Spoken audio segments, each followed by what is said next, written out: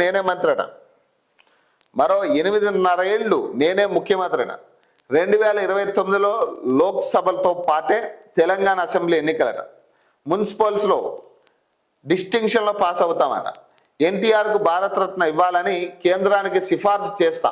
హైదరాబాద్ను bullet train హబ్గా మారుస్తా. ఢిల్లీలో సీఎం రేవంత్ రెడ్డి చిట్చాటట.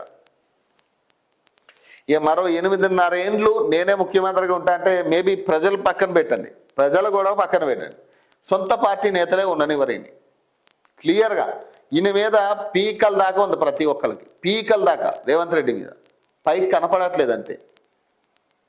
సొంత పార్టీ నేతలే ఇంకొక ఏడాది కనుక ఈయన ముఖ్యమంత్రిగా అనౌన్స్ చేస్తే ఎక్కడికక్కడ పార్టీలో చీలికలు వస్తాయి, ఎవరికి వాడు చీలికలు అవుతారు.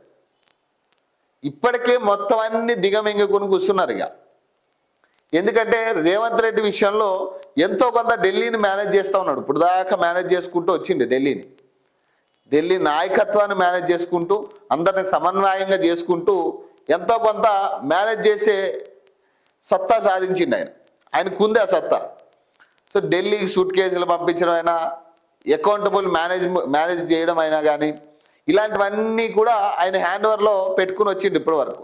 ఆయనకు కూడా అర్థమైంది ఎప్పుడు ఈ బాంబు వెళ్తుందో తెలియదు, నా సీటు కింద ఖచ్చితంగా గండం ఉంది, ఎవడొకడు లాక్కోవడానికి ట్రై చేస్తున్నాడు అని ఈయన మీద ఎన్నో కంప్లైంట్లు చేసారట మంత్రులు కాంగ్రెస్లో సీనియర్ నాయకులందరూ కూడా ఎన్నో కంప్లైంట్లు చేసారు ఈయన మీద. ఈయన ఎట్లా పెడతారు, ఈయన సెట్ అవ్వట్లేదు, మొత్తం సర్వనాశనం చేస్తున్నట్టు రాష్ట్రాన్ని అని కంప్లైంట్లు వెళ్ళాయి. సొంత నాయకుల నుంచి వెళ్ళినాయి, సొంత ప్రభుత్వంలో ఉన్న నాయకుల నుంచే వెళ్ళిన ఫిర్యాదులన్నీ కూడా. ఈయన సెట్ అవ్వడు, మొత్తం ఎక్కడికక్కడ సర్వనాశనం చేస్తున్నాడు తెలంగాణ, మళ్ళీ మనకు అవకాశం ఇవ్వరు తెలంగాణ ప్రజలు, ఇది చాలా మంచి అవకాశం ఇచ్చారు. అసలు కాంగ్రెస్ పార్టీ గెలిచిందనే ఆశ కూడా ఎవరికి లేకపోయే గెలిచింది, కానీ దీన్ని వేస్ట్ చేసుకుంటున్నాం మనం. 5 ఏళ్ళు అయిపోతా ఉంది, అర్జెంటుగా ఆయన దించి మాలాంటి వాళ్ళని పెట్టాలి, లేకపోతే ఫలానా వాళ్ళని పెట్టాలని చాలా లాబింగ్లు జరిగి వెనకాల. కానీ ఈయనకున్న ఎంతో కొంత ఈయన మీద ఒక నమ్మకం ఉంది ఢిల్లీలో.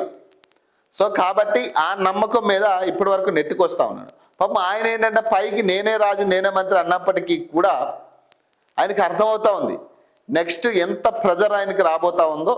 వచ్చే ఎన్నికల తర్వాత ఒకవేళ గనక ఆయనే ముఖ్యమంత్రి అని గనక అనౌన్స్ చేస్తే అధిష్టానం మొత్తం సర్వనాశనం చేశారు కాంగ్రెస్ పార్టీని, సొంత పార్టీ వాళ్ళే నాశనం చేస్తారు. ఆయన ఎటువంటి తప్పు చేయాల్సిన అవసరం లేదు, ప్రజల ఇన్వాల్వ్మెంట్ కూడా